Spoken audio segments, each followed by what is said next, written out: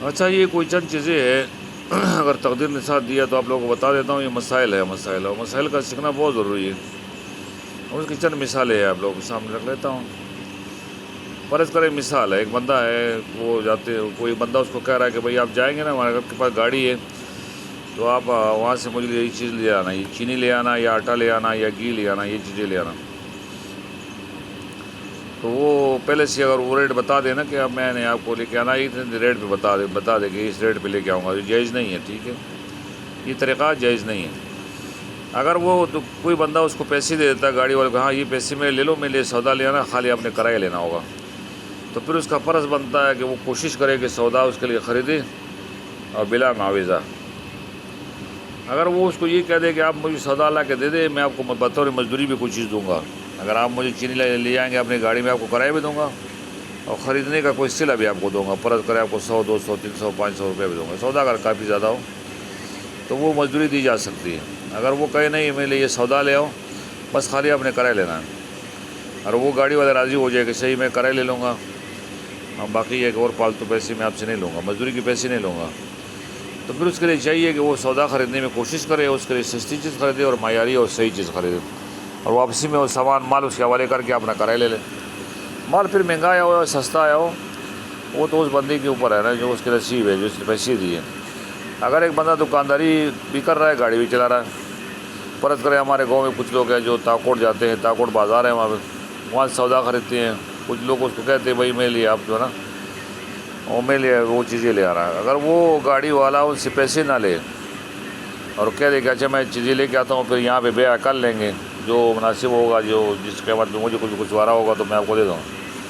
جب وہ لے کے آئیں تو اس بندے پر کوئی ضروری نہیں ہے کہ اس کی چیز خریدے، لیکن اخلاقاً خریدنا چاہیے کہ اس کو کہہ دیا نا، وہ بیچارہ کہاں رکھے گا، چوری ہونے کا بھی خطرہ ہوتا ہے. لہٰذا وہ عام ریٹ پہ جو چیزیں ملتی ہے اس جگہ پہ جہاں پہ وہ پل لگا ہوا نا، تو وہ وہاں سے پل سے وہ خود اتارے، سامنے کی طرف سے خود لے کے آئے، وہ بندہ جس نے خریدا ہے وہ اس پر ہے، اس پہ مزدوری لگتی ہے یا خود لے کے آتا ہے وہ اس کی ذمہ داری ہے. وہ گاڑی والے نے اس کو کچھ چیز لا کے دے دی ہے، کچھ راشن لا کے دے دی ہے، گھی ہے، چینی ہے، آٹا ہے، جو کچھ بھی ہے. اگر اس کے اندر وہ خدا نخواستہ بیمانی کرے کہ چیز اگر 1100 کی ملی ہے، وہ کہیں نہیں 1300 کی ملی ہے، تو یہ حرام ہے. اگر وہ ایمانداری کریں تو عام ریٹ پہ جو چیز اس کو وہاں پہ پڑی ہے تو اپنا کرایہ لے کے باقی ان کی چیز اس کے حوالے کر دیں. اگر دکاندار کے پیسے اپنے ہوں، اپنے پیسوں سے خرید کے لائے، اور خریدنے والے نے کہا بھی تھا کہ میں نے لینا ہے، لیکن وہ گاڑی والے نے پیسے اپنے خرچ کیے، اس نے پیسے نہیں دیے، تو پھر اس میں ایک چیز ہے، جب وہ لے کے آئے گا، آٹا ہو یا چینی ہو یا گھی ہو یا کوئی بھی چیز ہو جو خریدی جاتی ہے، جو فروخت کی جاتی ہے، وہ خریدنے والا بندہ جو اس کے پاس ایک اختیار اس کو شریعت نے دی ہے، اس کو کہتے ہیں خیار رویت، دیکھنے کا حق. وہ دیکھ لے گا، اگر اس کو مال پسند آ گیا تو خرید لے گا، اگر مال پسند نہیں آیا تو انکار کر دے گا. اگر خرید لے گا تب بھی اس کی مرضی، اگر نہیں خریدے گا تب بھی اس کی مرضی. پھر یہ جو مال آیا ہوا ہے پل کی اس طرف یا پل کی اس طرف، وہ پھر گاڑی والے کی ذمہ داری ہے، اس کو کہاں رکھے یا کسی اور کے ہاتھ فروخت کرے، وہ اس کی مرضی ہے.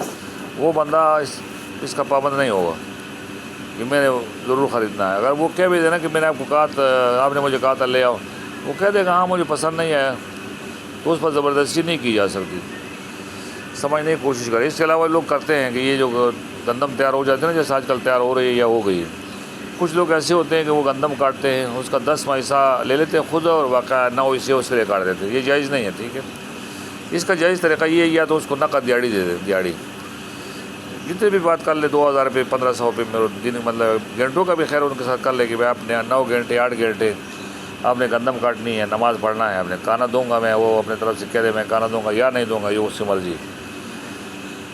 تو اس کی شکل یہ 2 شکلیں ہے اس کی. ایک شکل یہ ہے کہ اس کو دیہڑی دی جائے، اس کو کہہ دے کہ میں آپ کو دیہڑی دوں گا، مجھے گندم کاٹنے ہیں 9 گھنٹے 10 گھنٹے یا 8 گھنٹے کاٹنے ہیں، تو ٹھیک ہے یہ جائز. اگر وہ راضی ہو گیا تو مزدوری پہ راضی ہو گیا. اگر وہی کہہ دے کہ یہ کاٹنا ہے اپنے اور 9 حصے مجھے دینا ہے، 10 حصہ خود لینا ہے، اس میں جہل آتا ہے، جہل، یعنی اس میں کمی بیشی آتی ہے، لہٰذا شریعت میں جائز نہیں ہے. جائز طریقہ اس کے اندر ایک ہے، وہ یہ ہے کہ ایک رسی ہو، اس رسی کے اندر گندم باندھ لیں، اور وہ مالک مزدور کو کہہ دے کہ یہ جو رسی ہے نا اس کی میں یہاں تک باندھوں گا، کس کے باندھوں گا، ٹیڑھ کر کے. یہ مزدوری ہے آپ کی. اگر اتنے گندم آپ نے لینی ہے اور میں سر گندم کاٹنا ہے، مزدوری کرنی ہے، تو ٹھیک ہے. وہ معلوم مقدار ہے، معلوم ہے. اگر معلوم نہ ہو تو پھر جہل آ جاتا. جب جہل آ جاتا تو پھر وہ جائز نہ ہوتا. صحیح ہے, سمجھنے کی کوشش کرنی چاہیے. یہ مسائل ہے. اور اس کے علاوہ ایک چیز اور ہے. ابھی 20 دکاندار ہیں, 19 دکانوں میں ایک چیز ملتی ہے 100 روپے کی, اور 20واں دکاندار وہ بیچتا ہے 120 روپے کا. اگر 120 روپے پہ کوئی بندہ ان سے خرید لے گا تو اس بندے کے اور دکاندار کے درمیان جو بیع ہے وہ ہو جائے گی.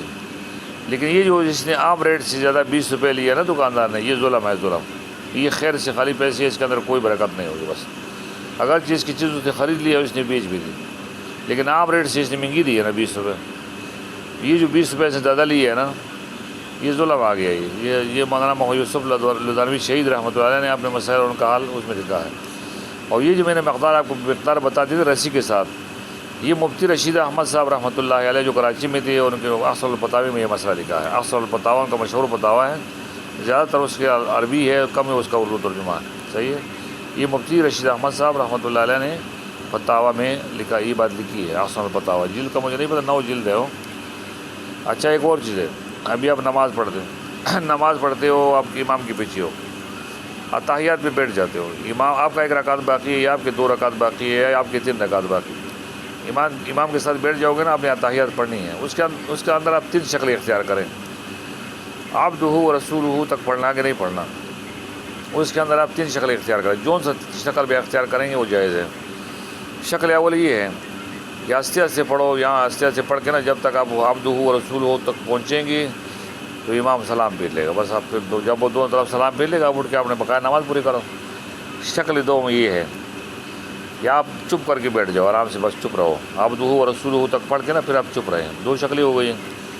آپ نے آرام سے بھی نہیں پڑھا, اپنا مطلب اپنے مرضی سے پڑھ کے پھر آپ چپ خاموش بیٹھے رہے, جائز ہے. نمبر 3 اس کی شکل یہ ہے کہ اگر آپ کی 1 رکعت یا 2 رکعت نماز باقی ہے, یا 3 رکعت باقی ہے, یا چلو 4 باقی ہے, آپ امام کے ساتھ شریک ہوئے ہو اتحیات میں یا کسی بھی شکل میں شریک ہوئے ہو, تو آپ نے ایسا کرنا ہے کہ جب آپ عبدہ و رسولہ تک نماز کو لے جائے نا, پھر آپ نے یہ پڑھنا ہے اشہد ان لا الہ الا اللہ و اشہد ان محمدا عبدہ و رسولہ.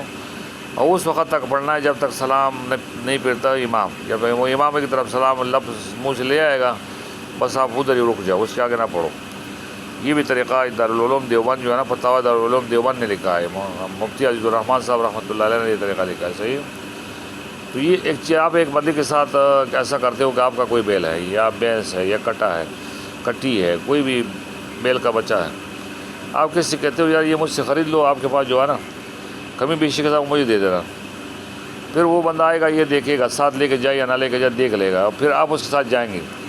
آپ راستے میں کسی طرح پہ نہیں جائیں گے, یہاں تک کہ پیشاب کے لیے وہ سے اللہ کو کہ نہیں بیٹھیں گے, اس کے ساتھ جائیں گے. وہاں جا کے نا آپ ان کا وہ جو بھی وہ ان کا جانور ہے وہ دیکھ لیں گے. اگر آپ کو یہ لگا کہ ایک برابر میں اس کو تبادلہ کر لیں گے, ٹھیک ہے. نہیں, ایک برابر نہیں ہے, آپ کے اوپر کوئی پیسے آئے یا اس کے اوپر کوئی پیسے آئے, تو یہ جانور ایک دوسرے کے حوالے کر دو. جو پیسے ہیں نا وہ خیر اگر اس میں کچھ دن لگ جائے تو کوئی بات نہیں, تعین ہو جائے گا نا, متعین ہو جائے گا. ٹھیک ہے. یہ بعض لوگ جو طریقے کرتے ہیں اس میں اس کے خلاف کر لیتے ہیں, جس میں وہ ناجائز آ جاتے ہیں, اس میں وہ گناہ میں مبتلا ہو جاتے ہیں. ایسے بہت سے مسائل ہیں جن کا لوگوں کو نہیں پتہ. ابھی زمینیں دی جاتی ہے لوگوں کو, زمینیں ٹیکے پہ ایک تو ٹیکہ ہوتا ہے, اور ایک ایسا ہوتا ہے حصے پہ دی جاتی ہے, اور ایک زمین کرائے پہ دی جاتی ہے جس کا رینٹ دیا جاتا ہے.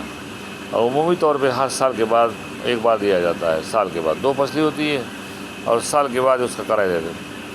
اس کو ہم پشتو زبان میں قلنگ کہتے ہیں. قلنگ. آپ کی زمین ہے تو آپ نے جس کو دینی ہے اس کا معاہدہ لکھ لے, 1 سال کے لیے معاہدہ لکھ لے, 1 سال کے لیے. امام بخاری رحمۃ اللہ تو اس پہ قائل ہے دلائل کے ساتھ کہ بھائی زمین جو آپ سے پالتو ہے وہ آپ کسی کو کرائے پہ نہیں دے سکتے ہو.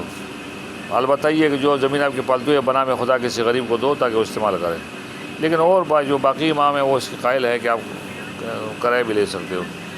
وہ کرائے یہ ہے کہ آپ سال کا معاہدہ کریں, سال کا. اس سال کے بعد جو ہے نا میرا آپ کا معاہدہ ختم ہوگا, یا نئے سرے سے معاہدہ کریں گے, یا یہ ہے کہ میرا آپ کا معاہدہ ختم ہو جائے گا. تو ہمارے علاقوں میں لوگ ایسے جو 100 سالوں سے بیٹھے ہوئے لوگوں کی زمینوں پہ, اور یہ طریقہ کرتے ہیں کہ سال میں 1 بار کرائے دیتے ہیں, اور سال کا تعین نہیں کرتے. یہ جائز نہیں ہے. یہ طریقہ ٹھیک نہیں ہے, جائز نہیں ہے. البتہ جائز طریقہ یہ ہے کہ اس کے ساتھ تعین کر دیا جائے کہ سال کا معاہدہ ہے, سال کے بعد پھر میری مرضی ہوگی, میں اس پہ کرایہ بڑھا دوں گا, اور یہی ہے کہ اسی کرایہ پہ آپ کو دوں گا. اور سال کے بعد میری مرضی ہوگی. اگر میں آپ کو رکھنا چاہوں گا تو نیا معاہدہ کریں گے, نئی لکھائی کریں گے. اگر میں آپ کو رکھنا نہیں چاہوں گا تو آپ نے پھر میری زمین خالی کرنی ہوگی. تو یہ شریعت نے اس چیز کے بعد بہت زیادہ وضاحتی کی ہے. اس پہ عمل کرنا چاہیے. جو بندہ اس پہ عمل نہیں کرتا, ابھی فرض کرے پہاڑوں میں یہ گھاس اگتا ہے, گھاس خودرو جس کو کہا جاتا ہے, خودرو جو خود نکلتا ہے, وہ پانی نہیں لوگ اس کو لگاتے, پانی نہیں لگاتے. باقی یہ کہ اس کی چاروں طرف رکاوٹ ہوتی ہے, باڑھ ہوتا ہے, تو جانوروں کو اندر سے آنے کا آسانی کے ساتھ موقع نہیں ملتا. وہ باڑھ لگی ہوتی ہے, وہاں گھاس خود بخود جو ہے نا وہ اگ جاتا ہے, وہ نکل آتا ہے اللہ کا قدرت سے. اس کو خودرو کہتے ہیں, خودرو. وہ جو خودرو گھاس ہے نا, اگر ایسی شکل میں کہ ابھی وہ کڑے ہیں, ابھی کاٹا نہیں دے سکتے ہو کسی کو, اس کا کسی کو دینا قیمتاً کوئی بھی شکل جائز نہیں. البتہ یہ کر سکتے ہو, جو گھاس آپ سے پالتو ہے وہ کاٹ کے نا یا کٹوا کے اس کو سکھا دو, پھر وہ سکھا ہوا گھاس بیچ دو کسی کے ہاتھ بیچ دو, فروخت کر دو, جائز ہے وہ, پھر جائز ہے. باقی آپ کا اور اس کے درمیان جو بیع ہوگا اس وقت ہی اس پر بس جو مناسب ریٹ ہوگا اس پہ آپ اس کا ریٹ لگا لیں گے. خریدار آپ لگا دے گا یا جو بیچنے والا مالک ہے وہ ریٹ لگا دے گا. وہ کوئی بات نہیں, وہ کمی بیشی بھی اس پہ آ جاتی ہے, کوئی مسئلہ نہیں, ٹھیک ہے. لیکن یہ طریقہ آج جائز نہیں ہے. کہ البتہ علماء نے یہ لکھا کہ بعض اس کے اندر درخت ایسے ہوتے ہیں جس کے پتے جو ہے جانور کھاتے ہیں, اس کے پتے جانور کھاتے ہیں. اس درخت کا جو ہے نا اس کی ذات نہیں کسی کو دی جاتی ہے, اس کے پتوں کی قیمت ہوتی ہے. اس کو پتوں کی قیمت دے کے نا آپ وہ اپنے جانوروں کے لیے کاٹ سکتے ہو. یہ طریقے ہیں, یہ علماء نے اس کو جائز لکھا ہے, صحیح. تو بھائی یہ مسائل ہے, اس کو سمجھنے کی کوشش کریں. باقی ویڈیو لمبی ہو جائے گی. فی الحال اتنا ہی. اللہ حافظ.